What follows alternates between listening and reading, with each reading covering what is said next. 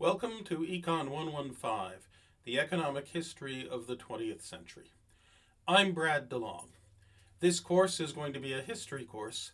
This course is also going to be an economics course. So before it begins, I want to give a refresher about economics and economists' ways of thinking to those of you who have seen it before, perhaps too often, and to give an introduction to economics and to economists' ways of thinking to those of you who have not seen it before or have not seen it so often. Thus, the first thing we are going to read are pieces of a book by a game theorist economist at the University of Cambridge in Cambridge, England, Partha Dasgupta. The book is called Economics, A Very Short Introduction. It is a piece of the Oxford University Press's Very Short Introduction series. And we are going to want you to read the preface, the prologue, Chapter 1, pages 47 to 56 from Chapter 2, and Chapter 4. Thus, this is quite a light reading load for the start of the semester for its first week. And here I should give you a warning. In the rest of this brief mini-lecture, there'll be a bunch of background slides. Those background slides, however, are not there so much for you to pay attention and read along while I'm talking. I actually want you more to listen to and think about what I am talking about. Those background slides are there for when you go back over this to remind you of what I talked about and to allow you to figure out whether or not you want to fast forward through pieces of this mini lecture when you go over them again, or whether you want to pause, slow down, and pay close attention.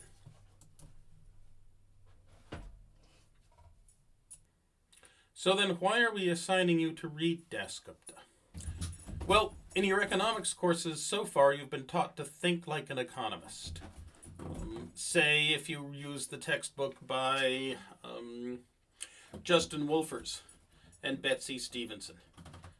You've been taught that economic systems are complex and interdependent, in which one thing has ramifications very far away from it in terms of how it affects the system. You've been taught to think in terms of the cost and benefits of actions, and you've been taught to think about opportunity costs. The way that taking some actions, keeps you from being able to take a look at others. And you've also been taught to think at the margin, that at some point, people are doing a little bit more or a little bit less, or supply is a little bit more than demand or a little bit less, and to use that, what's happening at the margin, to figure out what's going on in the situation as a whole.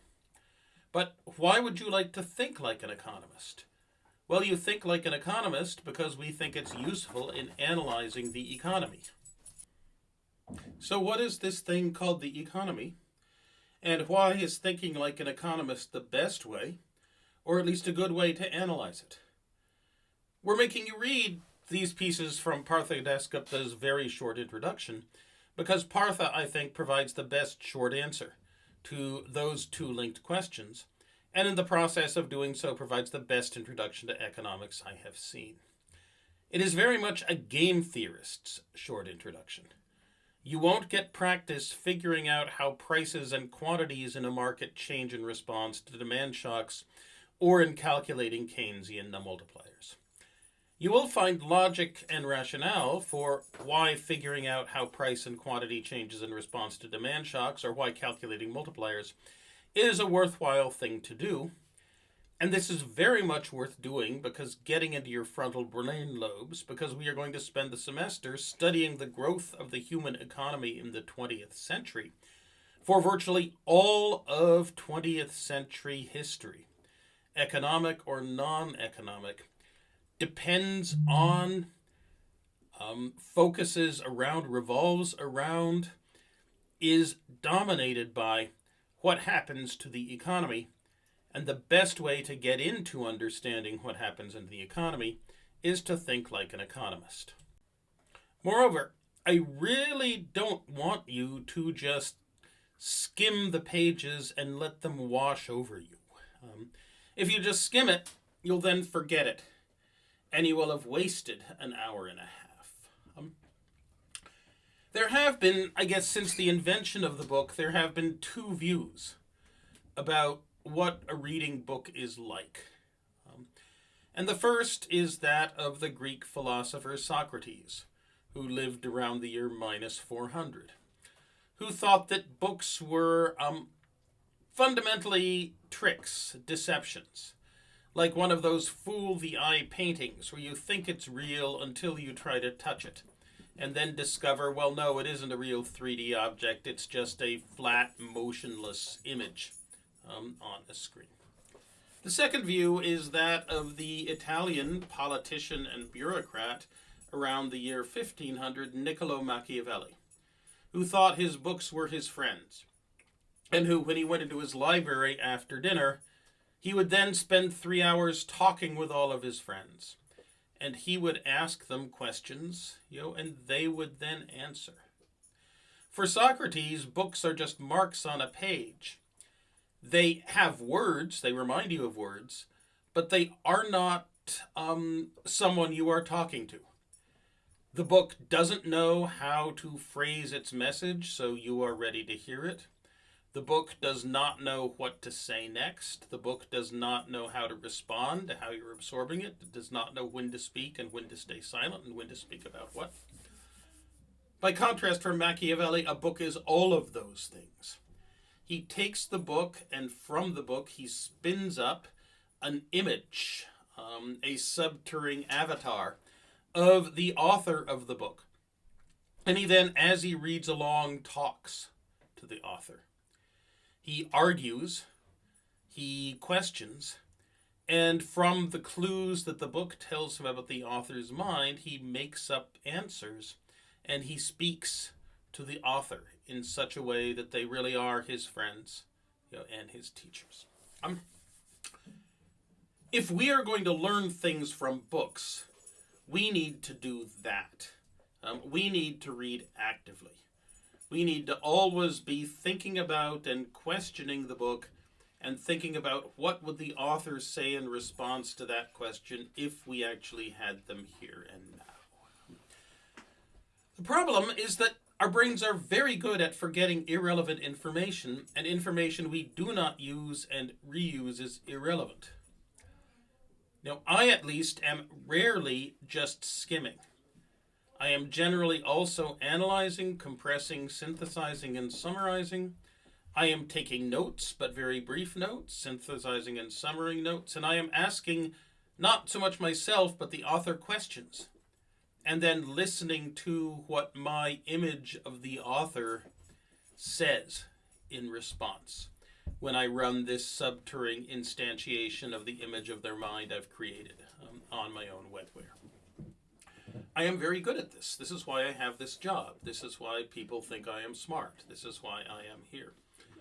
You need to get good at this too, because you are going to be absorbing an awful lot of information in print over the courses of your life. And if you are active readers, you will have a much easier time and get much, much more out of it than if you are passive readers. I repeat, become an active reader. Learning to be an active reader is one of the most important things that you can and should learn in college. It is one of the chief things that we have to teach you here. And if your education in college is successful, you will indeed learn how to be active readers. Now, to help you in this task, I've put up in the background a bunch of the questions that I ask the text of Dasgupta's very short introduction. When I read through it originally back in, was it 2008, 2009? And I've included them not just for the preface and the prologue, and from Chapter 1, Macroeconomic History, which we're asking you to read, and from Chapter 2, Trust, a bunch of the pages in which we're asking you to read, and not just for Chapter 4 on markets that we're asking you to read, but there are a bunch of other chapters in the book that I think are highly worthwhile, but we're not assigning right now because we don't want to overload you completely. Of these, I'd focus most on science and technology as institutions. That, I think, is a very important set of ideas derived from Hungarian British chemist social scientist Michael Polanyi, which we'll return to later on. But there's also a very good chapter on communities and how they function to smooth or not smooth the economy. There's a good chapter on sustainable development, on what households and firms do. On social welfare and democratic government, I find the epilogue worthwhile. And if you want to go and do deeper, do go and read all of Partha Dasgupta's Economics, A Very Short Introduction. And contrast it with, say, a typical economics introductory textbook. My favorite right now is indeed Betsy Stevenson and Justin Wolfers's Principles of Economics. And you also might take a glance, if you're looking for optional reading, on Andy Matuszczyk's manifesto rant about why books usually don't work when they're read as people read them, and how one should indeed become an active reader and an active listener in order to get the most out of this educational process we've set up. And do not mistake me. This educational process we've set up is a very, very good one. American universities are best in the world at teaching people, and we are best in the world for reasons, even though most of those reasons are something of which most professors, and I would say nearly all administrators, are not terribly conscious. Attached to this first introductory assignment, reading assignment, there is a discussion thread. Discussion thread 01 with the URL to access it on B Courses, now up there behind you on the screen. Surf over to that webpage and you'll see me asking a question. Why would one want to think or not think like an economist? What benefits and what costs would doing so bring? On that page, there's a link to the piece of the book that the pieces of the book that we're asking you to read. There's a link to my little reading notes document on Dasgupta's Economics, A Very Short Introduction. There's going to be a link to this mini lecture as well, in case you misplace it.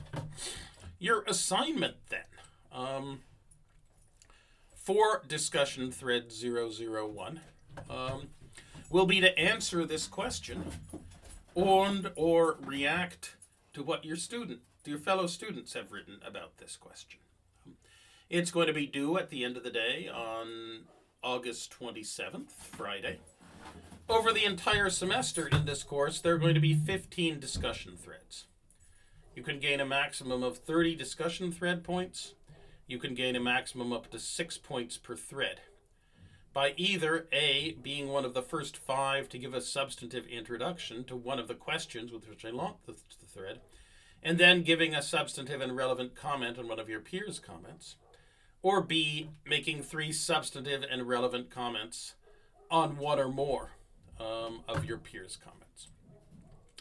In short, you need to contribute to at least 5 threads to max out your discussion thread points. But once you have fully contributed satisfactorily to 5 threads, you can take it easy and let other people talk discursively in this online thread. I hope that this will do something to increase engagement, since we won't be running into each other as often in the cafeteria and around lecture halls and generally milling around in groups as we usually do. And it's important, if you're going to learn much at Berkeley, not just to go to lecture and do assignments, but also to talk about things with your peers. And this is a way to get that talking about things with your peers process started in an online, virtualized way. So with that, thank you very much for taking Econ 115. Welcome to the course. I hope you all have a good, productive, and learning-filled semester, here and elsewhere.